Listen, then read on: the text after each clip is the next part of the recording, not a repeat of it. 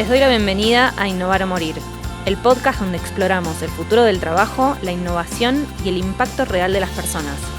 Soy Mariel Vázquez, experta en innovación, género y salud mental en el trabajo. Empecemos.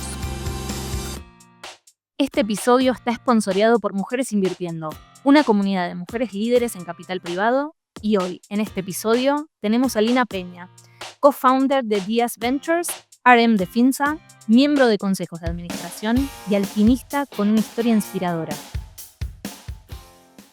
Muchas gracias, Mariel, por la invitación. La verdad que muy honrada de estar aquí. No, por favor, bueno, un gusto tenerte y me gustaría que me digas qué hiciste hoy cuando te despertaste.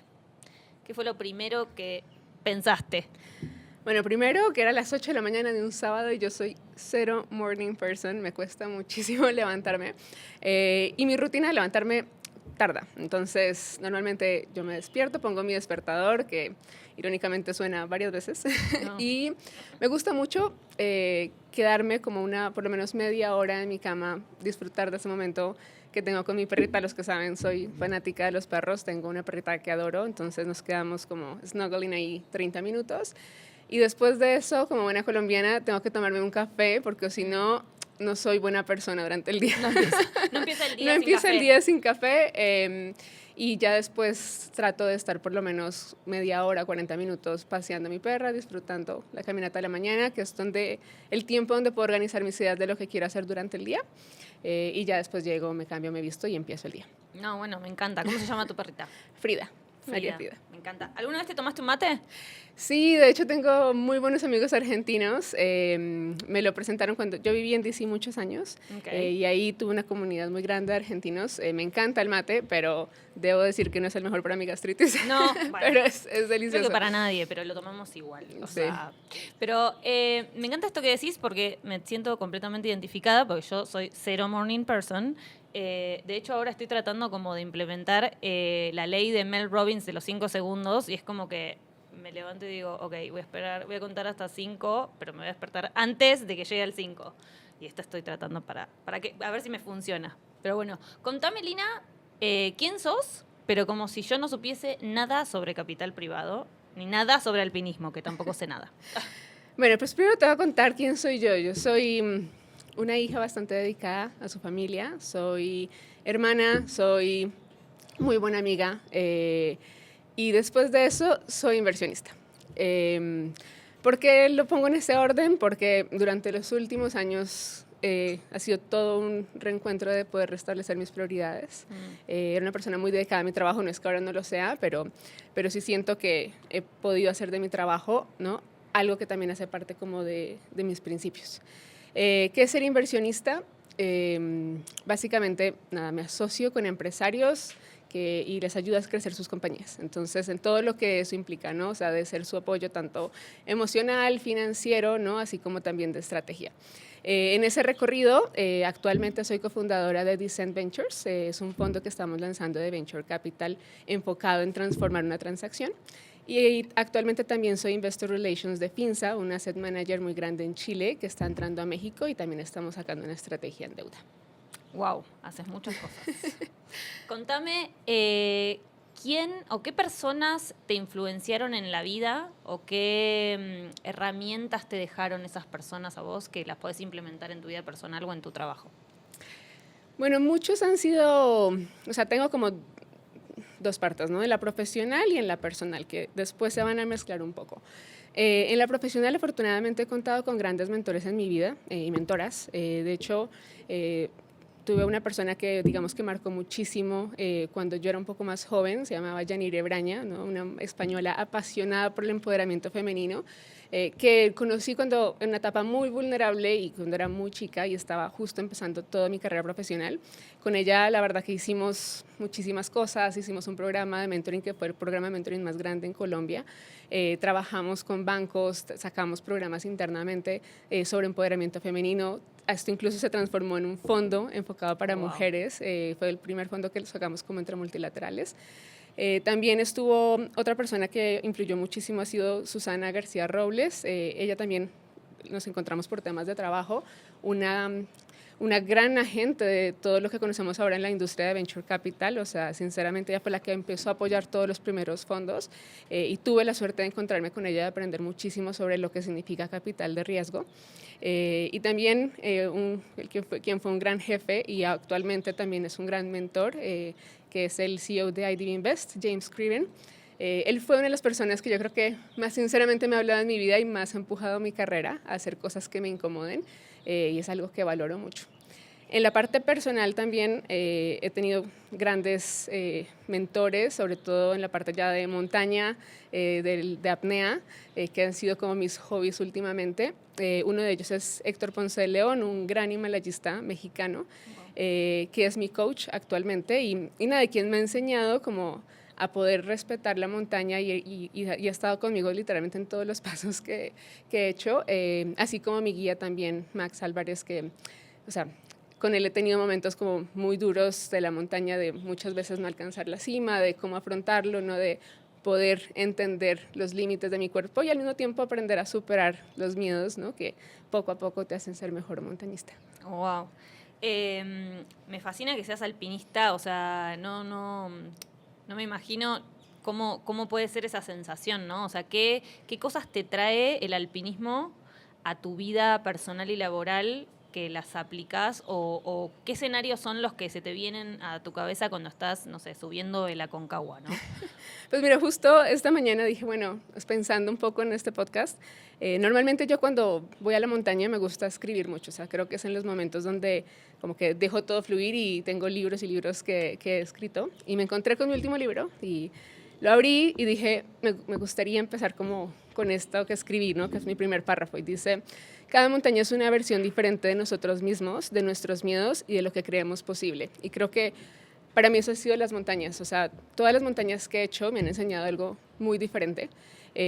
Por ejemplo, no sé, en el caso de la Aconcagua, un tema mucho de resiliencia. Yo empecé esa montaña muy enferma y me mantuve muy enferma durante los 12 días de expedición, pero es un tema de bueno, ¿no? O sea, cómo afrontas el dolor, cómo afrontas la incomodidad, o sea, tienes dos formas de verlo, ¿no? O te echas a la pena, te echas a morir, ¿no? O sea, te crees esa enfermedad, o te levantas, ¿no? La aprendes como a abrazar ese dolor un poco, a entender qué es lo que está pasando en tu cuerpo, y vas caminando, ¿no? Y no te das cuenta, pero lo lindo de la montaña, que a veces pasa mucho en los negocios y en el trabajo, es como que tú llegas a la montaña y ves un montañón gigante, ¿no? Claro. Y dices, ¿en qué momento voy a subir esto? O sea, se ve imposible, inalcanzable, claro, muchas veces, ¿no? Y cada pasito te hace estar más cerca, ¿no? Y después como que pasa un día donde, no sé, caminaste 30 kilómetros y después miras hacia atrás que tal vez mentalmente no pensabas que era tanto y dices, ah, bueno, pues ya me queda una tercera parte o la mitad, o sea, como que no te das cuenta que todos los pequeños pasos suman muchísimo al final. Claro. Y siento que eso es lo mismo, especialmente en la carrera del inversionista, ¿no? O sea, estos son maratones, ¿no? O sea, no es un tema de ir solamente colocar dinero, que eso la verdad lo hace cualquiera, pero es, bueno, cómo realmente, ¿no? Te mantienes de a poco, construyes esas relaciones, ¿no? Para después tener un buen outcome. Y eso yo creo que es lo más difícil, ¿no? O sea, tener la resiliencia y la paciencia para poder esperar buenos retornos y para construir relaciones en el camino. Entonces, creo que eso es lo que más me ha enseñado la montaña, un poco de, bueno, no hay nada que no sea inalcanzable, pero todo requiere un trabajo diario, ¿no? Y es cómo te organizas diariamente para poder llegar a donde quieres y donde, o sea, profesionalmente quieres estar. Claro. ¿Y tuviste alguna situación de riesgo en la montaña? Sí, he tenido varias. Pero creo que la que más me ha enseñado fue una vez, bueno, hace casi año y medio ya, estuve en Perú y era una temporada, o sea, no estaba en temporada de montaña y fue como dije, ah, bueno, mira, me voy a hacer una fácil, ¿no? Dije, todos me dijeron como, no, el Balluna Rahu es una montaña como para principiantes, sí es un 5000, pero me dijo como, Lina, tú, tranquila, tú te puedes ir. Y yo, bueno. Era más o menos alrededor de diciembre, estaba bastante nevada, yo me fui súper confiada. Dije, bueno, ya, no pasa nada. Resulta que contraté un guía local, que igual, pues era muy bueno, y llegamos mucho, o sea, antes de lo planeado, al glaciar. Era de noche todavía, eran más o menos como las 4 de la mañana, no había tanta luz. Y yo la verdad que pues cada vez que vas con un guía, y eso como que al principio que haces montañismo no le pones tanta atención como cuando ya vas aprendiendo, yo me fui confiada en mi guía, ¿no? Como siempre, o sea, la relación de guía-cliente es súper importante, ¿no? Porque tú le estás dedicando la vida a tu guía. Claro. Y el caso es que tomamos mal la ruta. Entonces, antes del glacial, habían, digamos que todo un tema de grietas que son bastante profundas. Estás hablando de grietas de, no sé, entre 50 a 100 metros, ¿no? Wow. Que estaban llenas como de nieve. Entonces, nosotros nos equivocamos de ruta y el caso es que estuvimos 3 horas tratando de cruzar grietas donde literalmente dabas un paso y te caías porque se caía la grieta, claro. y te deslizabas entre 2, 3 metros y después tenías que salir y mi guía se caía, yo me caía, o sea, fue 3 horas de autodetenernos los dos y yo solamente pensaba y decía, bueno, o sea, es muy interesante porque de hecho hay un término como que científico para esto, que entras como en un estado de flow, ¿no? Y es como un estado de concentración absoluta. O sea, yo a mí en ese momento no me dio miedo. O sea, yo en ese momento sabía que tenía que aprender a poner tornillos, que afortunadamente unas semanas atrás me habían enseñado. Wow. Sabía que tenía que autodetenerme y como que tratar de, o sea, lidiar con esto lo mejor posible y estar muy calmada, porque en estos momentos es cuando si estás muy estresado, es donde tienes más probabilidades de que algo mal salga, ¿no? Entonces, como que tienes que pensar muy bien cada movimiento. Estuvimos 3 horas así. Después llegamos a lo que llamamos el lomo, que es como cruzamos la montaña, cruzamos las grietas y subimos. Y yo en medio de todo estaba tranquila, porque justo en el refugio la noche anterior sabían que estaba el grupo de guías haciendo las prácticas. Entonces yo pensaba, bueno, cualquier cosa que pase, eventualmente el grupo de guías nos va a venir a rescatar. O sea, puede ser que sí, me fracture algo, me caiga, no sé qué, pero eventualmente me van a sacar de aquí. Claro, sí. ¿No? O sea, eventualmente me van a sacar de aquí. Entonces, Sí. eso me dio como un poco de tranquilidad mental. Y yo tengo algo que lo he platicado mucho con mis doctores y con mi psicólogo, es que yo en situaciones de riesgo no sé medir el riesgo.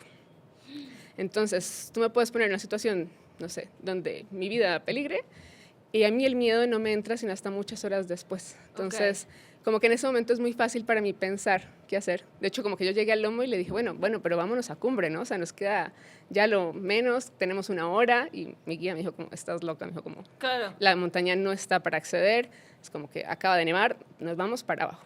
Y yo muy frustrada porque yo decía, yo quería ir a cumbre, ¿no? Aunque después de estar 3 horas ahí estaba un poco cansada. Claro. Y la cosa es que bajamos al refugio y ya en la noche, claro, yo empiezo a temblar.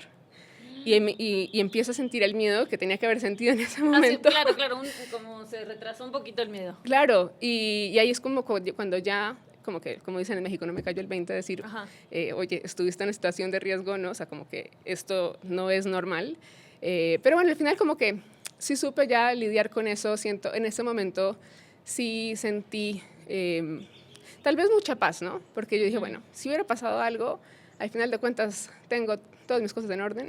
Claro. Lo bueno es que eso te enseña mucho la montaña, ¿no? O sea, vivir en el presente. O sea, nunca sabes cuándo vas a dar un mal paso, cuándo peor una tormenta, ¿no? O sea, es un deporte que al final de cuentas en cualquier momento y sin pensarlo te puede quitar la vida.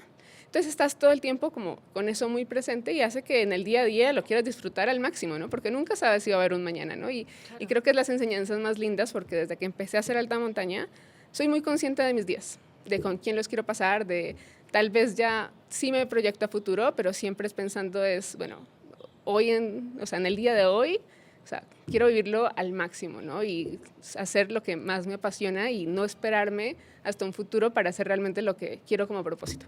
No, me encanta y creo que es de las enseñanzas más importantes que te puede dejar algo, ¿no? O sea, saber que tenés paz mental, o sea, no importa que pase, das un paso en falso y es como, bueno, ahí te pones a pensar, viste que dicen como que pasa toda tu vida por delante y creo que lo más lindo que te puede pasar es como tener esa paz de decir, bueno, ok, ¿no? O sea, ya tengo todo ordenadito, pero queremos que subas muchas montañas más, Lina, por favor. Pero bueno, me encanta. Y tu historia viviendo en otros lugares, ¿no? O sea, sos colombiana, vivimos en México. ¿Cómo fue pasando y qué sentiste como en cada uno de estos cambios o por qué los hiciste, como esta parte? Bueno, creo que los que somos migrantes entendemos, ¿no?, lo que significa vivir afuera, ¿no?, que no es absolutamente nada fácil. Yo personalmente valoro mucho más a las personas que se han tomado el reto de vivir afuera, y sobre todo por temporadas largas, ¿no? O sea, creo que te enseña a adaptarte a otras culturas, te enseña mucho de ti mismo. Y, incluso profesionalmente, yo te digo, o sea, cuando tengo que contratar a alguien, para mí el hecho que haya tenido que vivir afuera es un componente muy importante, o que haya tenido que aplicar una maestría. O sea, no es, creo que solo los que lo hemos hecho sabemos lo que eso implica. Sí. Porque claro, al principio es un desapego gigante. Sí. De lo que, o sea, de todo lo que es desconocido, ¿no? De sentirte raro, de sentirte a veces que no encajas, o de lidiar con cosas diferentes, ¿no? O sea, desde los trámites que todavía me cuestan en México, hasta hacer nuevos amigos, ¿no?, que después se convierten en familia. Son procesos largos y que no son fáciles. Entonces, yo empiezo a vivir afuera realmente. Por algún motivo estaba muy convencida de que era lo que tenía que hacer. Cuando tengo que aplicar a mis pasantías, solamente apliqué a pasantías que estuvieran en el exterior, ¿no? Y yo tenía muy claro que quería irme de Colombia, quería conocer otras cosas, quería conocer otras culturas, aunque en ese momento ni siquiera había tomado mi primer viaje internacional. Claro. Entonces, claro, mi primer país donde visité y donde viví por muchos años fue Estados Unidos. Y yo me acuerdo de ir en el avión, o sea, yo decía como, o sea, no conozco a nadie donde voy. O sea, tenía una amiga del colegio en ese momento que me ayudó muchísimo a establecerme allá, pero decía, ni siquiera hablo bien inglés en ese momento, ¿no? Claro. Era como, o sea, nunca había pisado otro país. Sí. Entonces fue todo un reto, pero aprendí muchísimo. O sea, aprendí muchísimo a poder también conocer un poco mi colombianidad, ¿no? Los aspectos buenos que tenemos los colombianos, de mi cultura, de mis valores, y a encajar eso entre una nueva cultura donde los valores también son diferentes, ¿no? La forma en que se percibe la familia es diferente, los amigos son diferentes. Y afortunadamente yo estaba en un círculo profesional de mi trabajo que era muy internacional. Entonces, claro, mis mejores amigos y amigas, especialmente más amigas que tenía, eran muchos europeos, mucha gente latina, o sea, de todas partes. Y eso como que lo hizo muy rico, porque pude conocer como de perspectivas de otros lugares, ¿no? O sea, como que ahí ya se te van las barreras sociales que a veces tenemos cuando crecemos en un solo país. Sí. Allá todos éramos iguales, independientes si venías de una de las familias más ricas o no, pero era una situación donde todos somos igual de vulnerables, todos estamos sin familia y eran nuestras familias. Entonces, eso ha sido un poco todo el proceso de bueno, aprender a adaptarse, aprender a aceptar cosas nuevas, ¿no? Y irse mezclando un poquito entre las culturas. No, ni hablar. Y para mí tiene justamente mucho que ver con la innovación, ¿no? Creo que la capacidad de adaptarse y justo, o sea, lo flexible que uno puede ser, ¿no? También adaptarse a otras culturas y no pensar que las otras culturas tienen que adaptarse a uno, ¿no? Creo que eso está claro ahora, después de tantos años de vivir en otro país. ¿Cómo entran Mujeres Invirtiendo a tu vida? Mujeres Invirtiendo fue literalmente como un salvavidas que me lanzaron cuando llegué a México. Sí. Bueno, por mi trabajo en el banco conocí a varias mujeres que eran fund managers, entre ellas Christine Kena, una gran líder de la industria en México. Y como a los 6 meses de que yo llegué a México me dice, oye Lina, me enteré que ya llegaste a México, ¿cómo te puedo ayudar? Mira, resulta que está este grupo de mujeres inversionistas que está cambiando de consejo y me encantaría ver si puedes echar una mano. Y yo, pues recién llegada, mi aterrizaje en México fue un poquito complicado por temas personales. Y dije, bueno, o sea, ¿por qué no? Es una oportunidad para conocer otras personas, ampliar mi círculo de redes.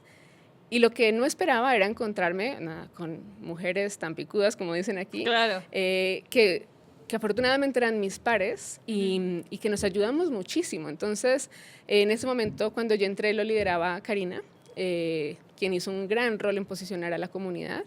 Y de ahí estuve apoyando un poco más en temas de la comunidad, de cómo, fomentar, ¿no? La conexión entre unas a otras. Sí. Y ya después toma el liderazgo Pati, y Pati muy honestamente me dice, bueno, Lina, o sea, ¿te quieres quedar? ¿Qué quieres hacer? Y ahí yo le dije, o sea, Pati, la verdad que yo no sé si soy la persona más adecuada para llevar el tema de comunidad, porque soy muy introvertida, aunque no lo parezca. Pero dije, yo lo que considero que tenemos una falencia y es o sea, yo personalmente, como lo puedo ver en otras mujeres y pares, es en temas de educación, ¿no? Y no solamente es una educación técnica, sino también un poco una educación más integral de, bueno, cómo nos apoyamos y qué recursos tenemos unas a otras para avanzar en nuestras carreras, que nos sintamos apoyadas de manera profesional, pero también que podamos tener conversaciones, o sea, sobre finanzas personales, sobre, oye, cómo hacer un cap table, oye, si estoy invirtiendo directamente como angel investor, alguien me puede ayudar a estructurar mi inversión, ¿no? Como que un poco siento que a veces estamos muy solas a la hora de tomar esas decisiones y creo que la red de mujeres invirtiendo pues, es una gran plataforma para apoyarnos. Sí, no, es increíble y creo que Mujeres Invirtiendo tendría que haber llegado antes a mi vida, la verdad. Creo que son esas cosas que uno dice, cuánto valoro también estos espacios seguros en donde yo realmente puedo sentir que no soy tonta si quiero preguntar sobre dónde estás invirtiendo, ¿no? Y a veces creo que justamente lo que nos falta a las mujeres es sentarnos y hablar más de dinero entre nosotras. O sea, y preguntarte, Lina, ¿dónde estás invirtiendo, no? O sea, ¿cómo sentís que tu rol como inversora personalmente y tu rol como inversora a nivel invertís en otros cambia, ¿no? O sea, ¿cómo te sentís vos? Bueno, curiosamente, como dicen por ahí, en casa de herrero asadón de palo, y me costó muchos años como realmente tener una relación con el dinero que fuera positiva, ¿no? Porque claro, cuando empiezas a trabajar, o sea, si tienes un salario, tienes una estabilidad financiera, ¿no? Y aparte de hacer tu presupuesto del ahorro y demás, sinceramente yo no tenía un control tan activo sobre mis activos. Claro. Y creo que es algo que nos pasa a todos, ¿no? Pero no es que no entendiera sobre ni vehículos de inversión, ni las acciones, ni los ETFs, ni nada de esto, pero no sentía que tuviera como que esta pasión por controlar mis propias finanzas, así si fuera mucho o poco, así como lo tenía por administrar el dinero de otros, ¿no? Y claro, cuando es como de terceros, es mucho más fácil. Cuando es propio, te la piensas mucho más, ¿no? Sí. Y a veces esta relación de decir, es más fácil generar, todo el mundo te habla de genera más, pero bueno, nadie te habla de decir, oye, ¿cómo están generando tus propios activos? ¿No? O qué tanto tiempo le estás dedicando tú a planear, ¿no? Financieramente o a ver en qué estás invirtiendo, o sea, mirar cómo van tus ganancias, es hora de desinvertir, ¿no? Armar portafolios. Nadie nos habla de eso, ¿no? Y nosotros vemos, por lo menos yo, de una generación donde ese tema es un poco tabú, ¿no? Ni siquiera nadie te dice cuánto gana, ¿no? Empezando por ahí. Claro. Entonces, eso es ya... Es cultural también, ¿no? O sea, como que cuesta preguntarle a alguien, o sea, te sentís como con culpa de preguntarle, bueno, ¿y cuánto ganás? ¿No? Claro, y lo ves como un tema de competencia o qué negociaste, ¿no? Claro. Y cuando ahí, la verdad, nos podríamos apoyar muchísimo. Ahí, afortunadamente, tuve una relación, ¿no? Estuve con alguien que, la verdad, un crack manejando su propio dinero, o sea, yo creo que ahora genera mucho más de lo que gana y es alguien que tiene una buena posición. Y él sí me hizo una vez una pregunta y me dijo, bueno, Lina, ¿cómo está tu portafolio? Y yo le dije, bueno, mira, pues tengo algo en fondos mutuos, un portafolio muy general. Y me decía, a ver, que tienes 30 y tantos años, es como, o sea, podrías estar haciendo una mejor gestión, ¿no? Claro. Y ahí fue cuando dije, tiene toda la razón, me empecé a meter muy fuerte a entender un poco cuál era la mejor forma de, o sea, de armar un portafolio que me sirviera para mí. Y también ahí, durante mi carrera, empecé a hacer también cheques de inversión directa, ¿no? En empresas, ¿no? Y esto lo hacía más, no tanto con el objetivo de decir, tipo un venture capital, que esto me va a dar 10x, ¿no? En ciertos años. Sí. Pero sobre todo en apoyar a personas que yo creía que tenían la convicción suficiente para hacer cosas súper transformadoras, ¿no? Y claro, para mí cuando hago una inversión directa no es alguien que recién conocí, es gente que yo, no sé, vengo asesorando o vengo siguiéndoles el rastro por bastantes años y cuando siento que es el momento, nada, entro, ¿no? No es mi mayor foco porque obviamente ya suficiente riesgo tengo sí, claro. con la parte de Venture Capital del fondo que estamos lanzando, pero sí me gusta hacerlo cuando yo creo que la gente tiene la convicción de que quiere transformar algo en este mundo, me encanta poder apoyar esas cosas. Me encanta. Y me gustaría preguntarte si tenés como pasos a seguir, ¿no? Por ejemplo, para mí hay una parte que tiene que ver con el cuestionarse la vida deseada, ¿no? O sea, de cuánto sale esa vida deseada y en base a eso decir, ok, bueno, puedo invertir en tal, o cuál va a ser el riesgo que yo tome para invertir para tener esta vida deseada, ¿no? A veces la vida deseada es mucho más simple de lo que nosotros pensamos y tenemos a veces esta creencia como de el dinero nunca es suficiente o nunca me va a alcanzar, y en realidad es como, no, a ver, hay preguntas previas. O sea, vos tenés así como alguna metodología o algún criterio cuando vas a invertir personalmente y también en las personas en las que estás invirtiendo vos con tu fondo. Sí, bueno, uno de los grandes descubrimientos que tuve hace como año y medio, yo me tomé un sabático, donde me fui a viajar. Literalmente, soy fanática de Latinoamérica, amo, y me fui por toda Latinoamérica a viajar y a hacer montaña. Y empecé a darme cuenta que, claro, yo soy desapegada, yo creo que de bastantes cosas, incluyendo el dinero, y me di cuenta que nada, que lo que yo necesito para ser feliz es muy, muy poco. Claro. Entonces dije, bueno, ok, tengo un objetivo de ahorro para garantizar, por decirlo así, mi vejez, que en ese momento igual dije, o sea, sé que voy a gastarme muchísimo de mis ahorros en este momento, pero dije, no me importa porque esto es algo que puedo hacer solamente una vez en la vida, por lo menos, o nunca Totalmente. me he tomado el tiempo de hacerlo, y no quiero que se me pase la vida y después decir, no, me fui a viajar y hacer lo que quería, ¿no? Claro. Entonces dije, bueno, está bien, voy a destinar esto de mis ahorros para hacerlo, y tengo este plan de crecer mis ahorros para mi vejez, ¿no? Entonces dije, como tú mencionabas, ¿no? O sea, sí pensé más o menos, bueno, ¿cuánto puede la Lina de 70 años, ¿no? gastar, la Lina del futuro, claro. gastar? Y tengo como destinado, ¿no? Una parte para eso. Pero el resto dije, a mí me encanta el tema de la innovación y la transformación, Sí. ¿no? Y sobre todo, siempre he tenido un propósito muy claro que para mí mi vida es para ayudar a otros también y contribuir en la vida de otros. Yo creo que no hay nada que yo encuentre más gratificante, ¿no? que poder ayudar a alguien más. O sea, puede ser un poco egoísta, o sea, porque realmente es para el ego de uno. Es para, sí, o sea, eso es para discutir en otro podcast, pero 100% Exacto. de acuerdo. Sí, pero la gratificación que te viene de eso es increíble. Entonces dije, bueno, y por lo tanto digo, bueno, el resto lo voy a dividir, o sea, gran parte también para mi familia, pero también para apoyar a gente que está haciendo cosas increíbles, Claro. ¿no? Y que yo sienta que tiene esa convicción y esa pasión por hacer las cosas. O sea, creo que lo lindo de trabajar en el mundo de Venture Capital es que también te rodeas de gente que tiene un propósito y una pasión que es difícil de encontrar. O sea, es tan difícil ser operador de una empresa que si no tienes como un propósito y una energía para hacerlo, mejor no lo hagas, ¿no? Claro. De hecho, mucha gente me ha preguntado, es como, Lina, bueno, ¿no quieres pasarte al mundo de founder? Y digo, ahora que he trabajado tanto con founders, ¿no? Y que he estado al otro lado de la mesa, no como inversionista, sino ayudándoles a operar, digo, es que este trabajo no es para todo el mundo. O sea, Claro. yo no sé si tenga la energía y si he encontrado esa pasión tan fuerte como para poder mantenerme en los momentos tan difíciles que un founder tiene que vivir.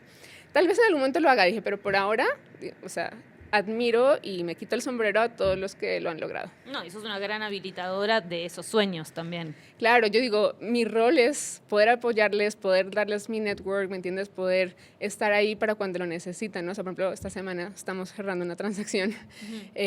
Nada, el founder me llama a las 12:30 de la noche. Yo, nada, le pasé un term sheet, le dije que yo de inversora soy otra Lina. Claro. Y se lo pasé y le dije, mira, con cariño, pero estas son mis condiciones. Sí. Me llama a las 12 de la noche, así, Lina, ¿qué es esto? Pasándome todos los puntos, o sea, súper alterado. Y nada, yo ya aprendí a no engancharme con esas cosas y también aprendí a ser más empática con el otro, ¿no? O sea, le pregunté, ¿dónde estás? Me dice, no, tomando un vuelo. Estoy justo por subirme al avión, a las 12 de la noche, no había dormido nada. Y yo nada, lo escuché todo el tiempo. Yo dije, en mi cabeza lo único que pensaba, aparte que tenía mucho sueño, era, bueno, no es un buen momento para él también, ¿me entiendes? Claro. O sea, está con muchas cosas, lo que necesita es alguien que lo escuche. Sí. Y ya está, al final, después de una hora, le dije, genial de revisitar todo, conéctamelos mañana, tranquilo, ve, duerme, ¿no? Cuando llegues a tu casa, duérmete un par de horas y hablamos, ¿no? Efectivamente, eran 3 cosas que acordamos en 5 minutos, no había lío, pero también es como que tienes que aprender a ser muy empático de la situación donde que se encuentra la otra persona, ¿no? Sí. Porque hay conversaciones que simplemente, o sea, no te puedes enganchar porque no son los mejores momentos, y yo creo que eso hace la diferencia entre tener una buena negociación y un buen outcome a no tenerlo.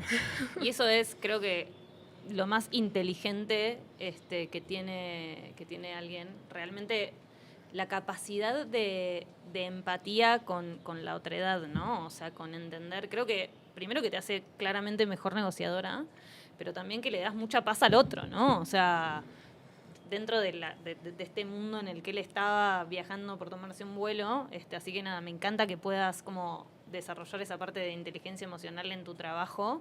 Y me gustaría que me cuentes un poco sobre tu experiencia en el sabático, o sea, porque tu historia laboral, desde muy chica también vos tenés roles muy altos, ¿no? Como participando de boards, en los bancos, en los VCs, o sea, contame ¿cómo tomaste también esa decisión de, ok, me voy a ir un año en el medio de mi carrera? Y si tenías algún miedo o qué también, obviamente, aprendizajes de todo ese año. Eso fue un proceso largo, ¿no? O sea, yo me vine a México, empecé a trabajar también en un fondo y la verdad que me di cuenta que llevaba 15 años, desde mis 20, en que yo no paré de trabajar ni de estudiar al mismo tiempo. Sí. O sea, yo normalmente trabajaba y estudiaba al mismo tiempo, o sea, fui muy, muy disciplinada en ese sentido. Y llega un punto donde ya me estaba dando un burnout, literalmente, sí. Y donde también sentí que mis valores no se empezaban a alinear con lo profesional. Entonces dije, bueno, un poco, yo empecé toda mi vida profesional justo porque estaba apasionada por el desarrollo y quería ayudar a más personas. Y cuando lo decidí, dije, por eso me voy a ir a una banca de desarrollo, ¿no? Sí. O sea, quiero hacer proyectos que realmente tengan un impacto muy grande. Y en ese momento sentí que no lo estaba logrando. Y dije, bueno, mi objetivo aquí no es ni mis ingresos, ni el dinero. O sea, no soy una persona que su objetivo en la vida sea volverse rica, ¿no?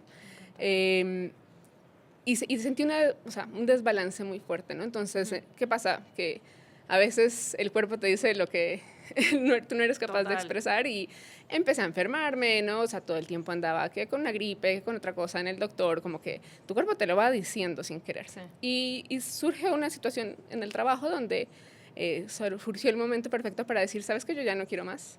Y fue una decisión literalmente como de una semana. Fue como de, surgió esto, dije, bueno, esto no está alineado con mis valores, perfecto, porque dije, bueno, este es el momento que yo necesito para soltar aquí y ver qué hago, ¿no? Entonces, te hicieron la decisión fácil. Totalmente.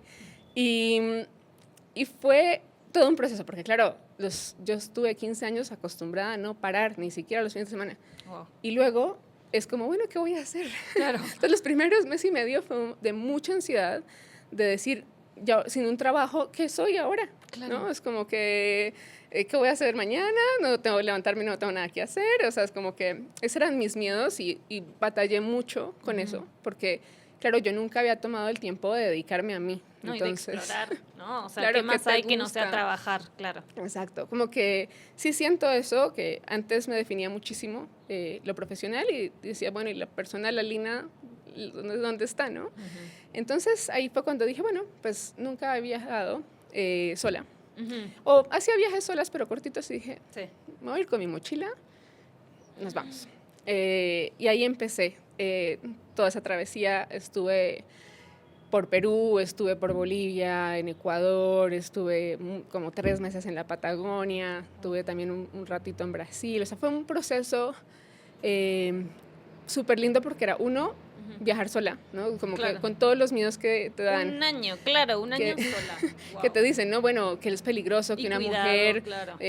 Y sí es verdad, ¿no? O sea, como mujer te sientes más vulnerable que sí. Si fueras un hombre a veces, ¿no? Llegar a un hostel o lo que sea, no es lo mismo, ¿no? De tus miedos que hay desafortunadamente en la sociedad, pero también fue un momento muy bonito porque me reencontré con muchas comunidades, ¿no? Entonces a veces llegaba a lugares que me recomendaba una persona u otra, gente que me abrió su casa sin conocerme y donde pasé como momentos muy lindos de poder compartir con familias de desconocidos, sí. Pero que me enseñaban muchas cosas, ¿no? O sea, es como mucho con personas también muy humildes, que creo que fueron las que más me abrieron la puerta. Sí.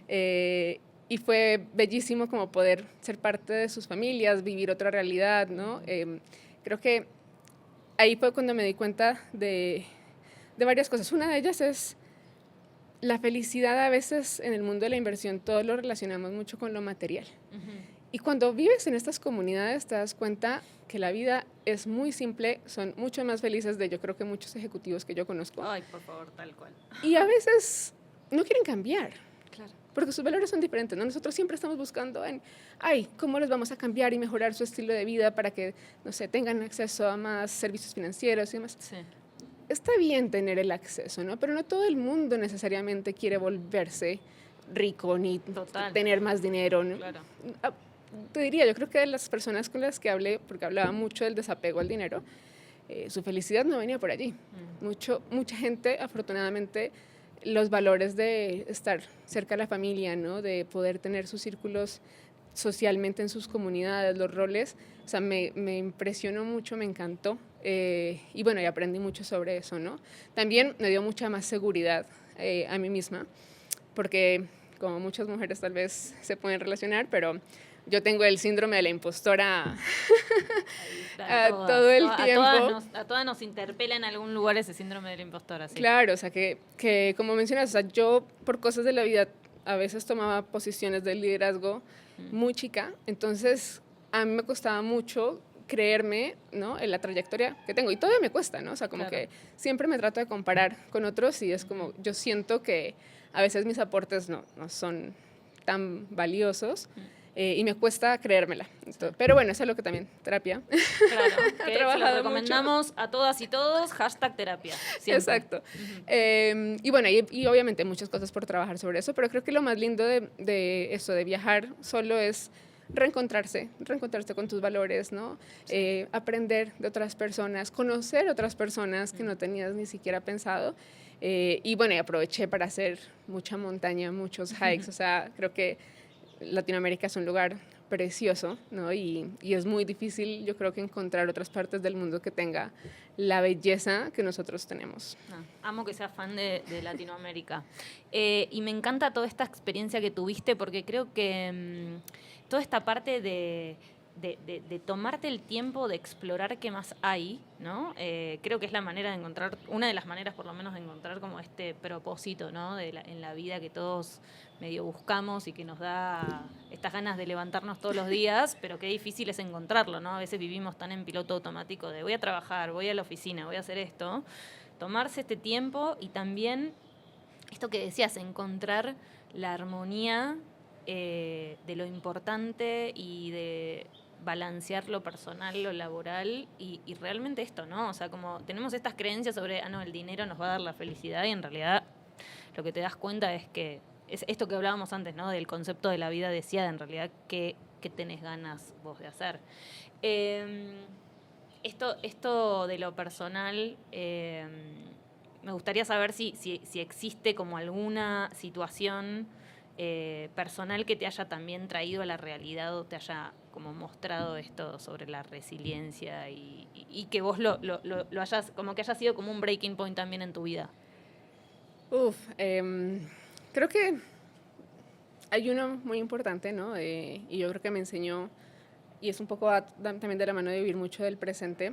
Yo ya no creo tanto en este balance profesional y personal, ¿no? O sea, para mí, en lo que se ha convertido me tiene que gustar mucho lo que hago, ¿no? Entonces, como que ahora, afortunadamente, yo creo que los trabajos que tengo, o sea, lo he pensado mucho estos días incluso porque digo, me emociona tanto poderme levantar y decir, es que tengo que hacer esto, tengo que hacer lo otro. Ese balance como que se volvió un poco de mi pasión y mi propósito, que me gusta mucho. Entonces no siento que mi trabajo sea una carga, ¿no? Y creo que eso también fue una transición de mi anterior trabajo a este, ¿no? O sea, es como que no...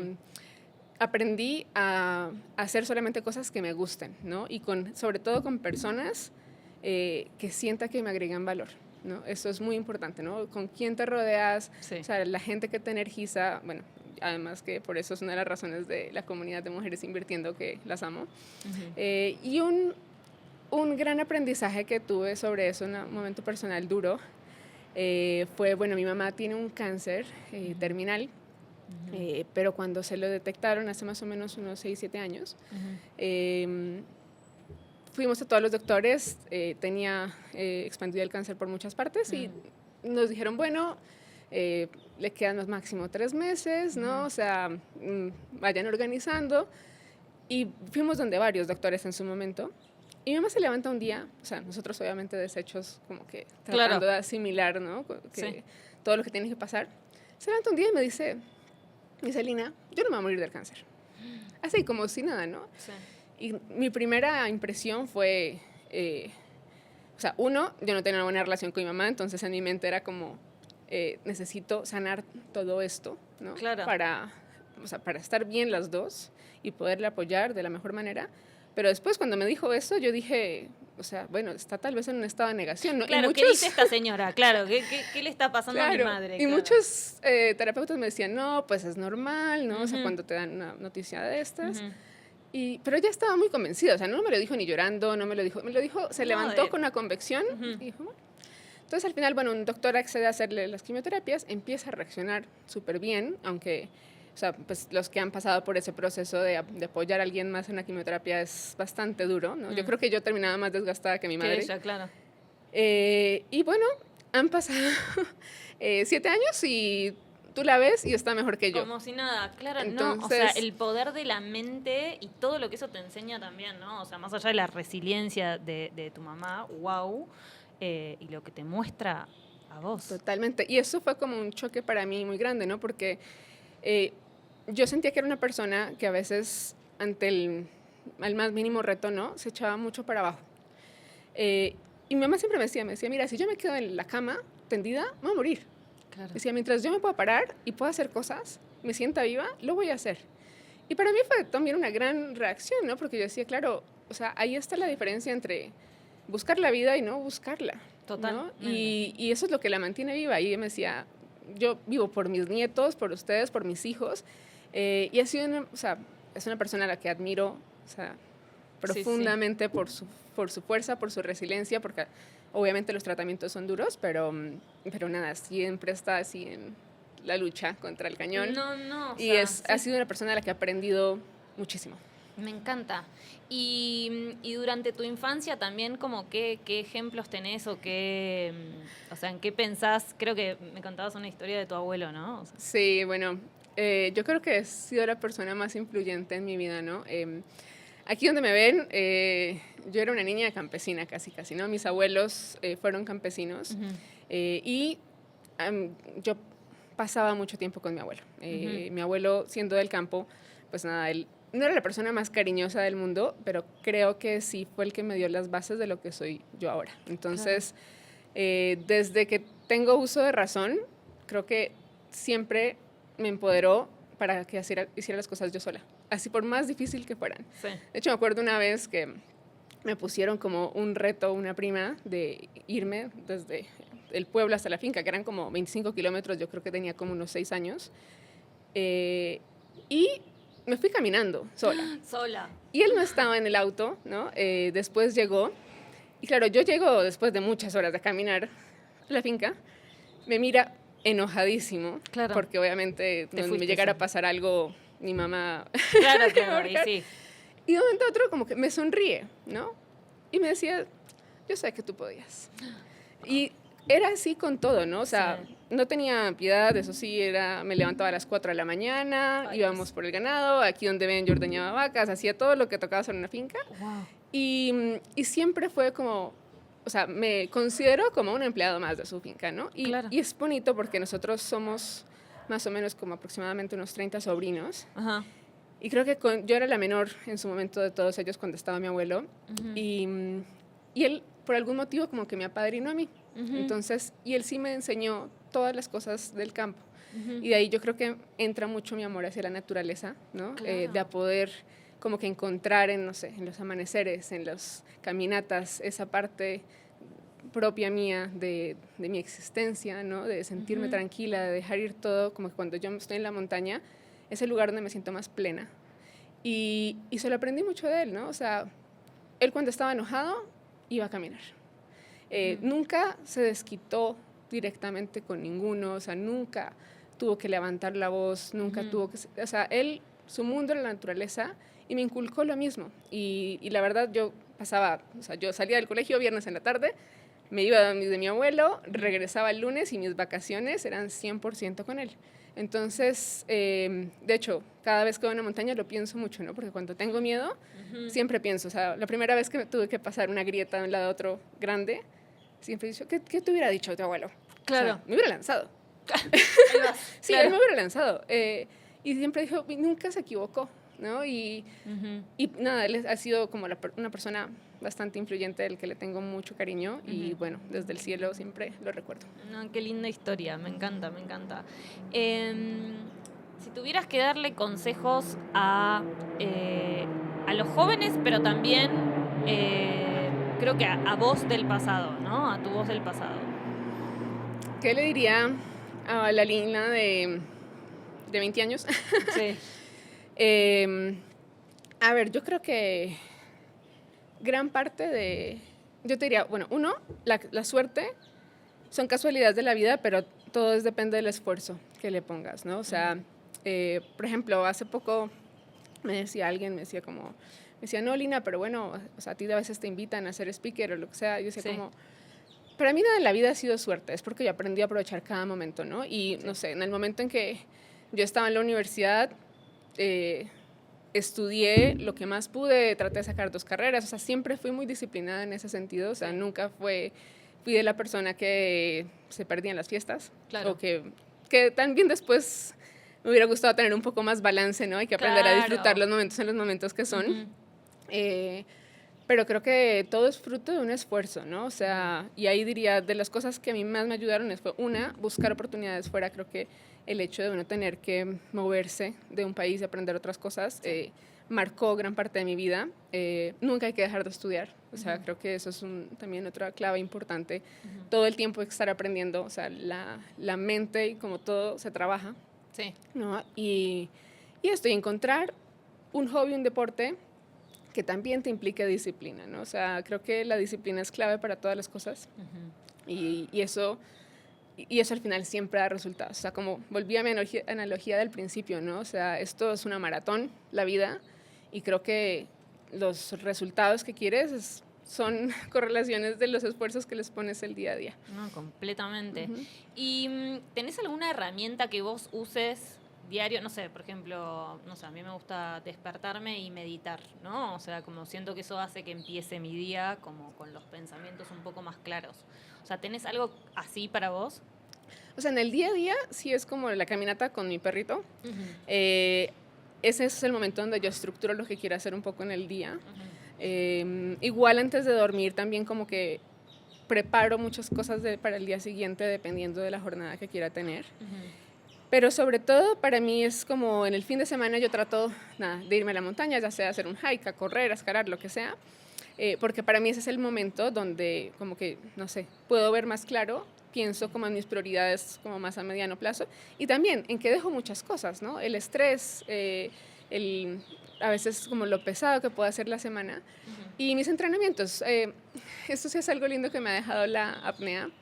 Volví a entrenar ahora 2 veces por semana en las noches y digamos que el truco en la apnea cuando la haces es poder controlar y bajar tu ritmo cardíaco lo más posible, ¿no? Porque eso es lo que va a hacer de que guardes más energía y puedas hacer más distancia, ¿no? Lo cual es totalmente contraintuitivo para el cuerpo. Claro. Entonces, ahí el punto es la relajación, ¿no? Y ahí es como si traes pensamientos de tu día, de estrés o de momentos difíciles, pues no la vas a lograr, ¿no? Porque todo eso se refleja en el momento en que estás sumergido.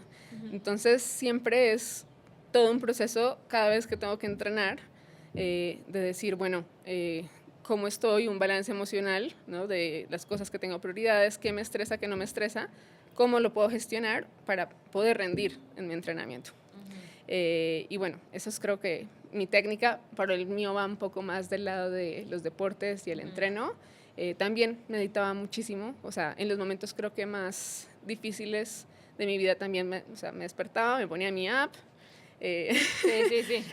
Porque normalmente es como meditaba media hora y después ya empezaba con todas las noticias, que también eso varía mucho, ¿no? O sea, empecé a escuchar también podcast de noticias un poco más generales, porque sí me estaba dando cuenta que cuando escuchaba muchas horas de noticias que eran demasiado negativas, afectaba mucho mi día. 100%. Entonces esto también, la calidad de la información y cómo te llega durante el día es clave. Entonces eso aprendí a filtrarlo mejor.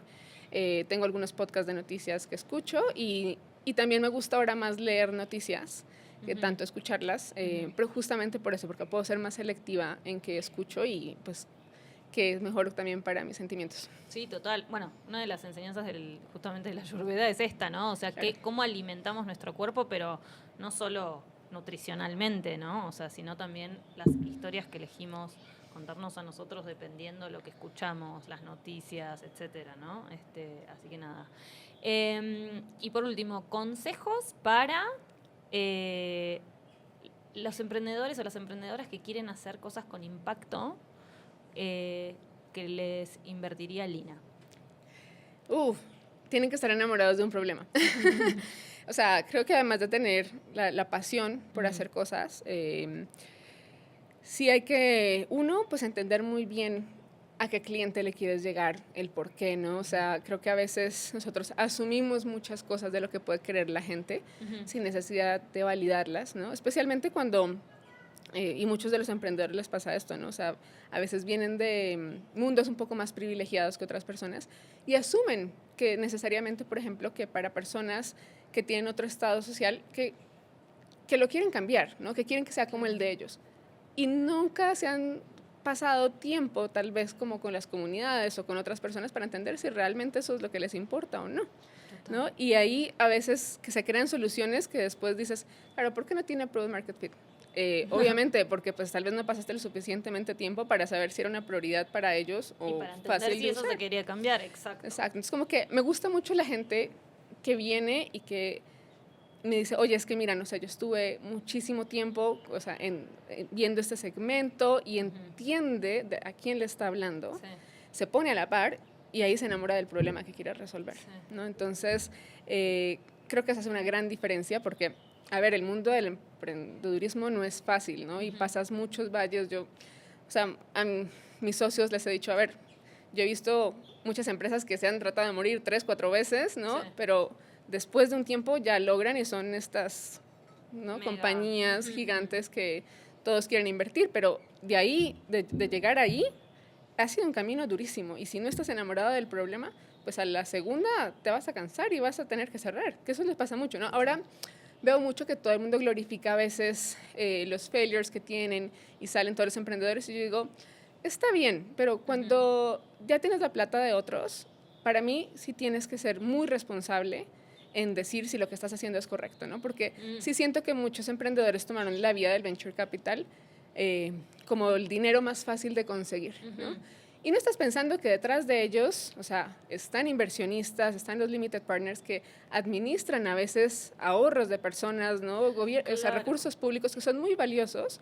Y siento que a veces lo toman muy a la ligera, que ese dinero que están recibiendo a través de fondos, o sea, pues, o sea, es un gran riesgo para muchos, ¿no? Claro. Y a veces siento que como se popularizó tanto el tema de venture capital, no todos son muy conscientes de lo que implica, como que el hecho de que un fondo te haga un ticket de ese nivel. Entonces, nada, tengo obviamente mis amores y odios con el mundo de venture capital de cómo está en Latinoamérica, pero por lo mismo fue la razón que lanzamos Descent, porque dijimos, o sea, lo queremos hacer de una manera diferente, ¿no? O sea, queremos asociarnos con empresarios que realmente estén transformando cómo se hacen las cosas.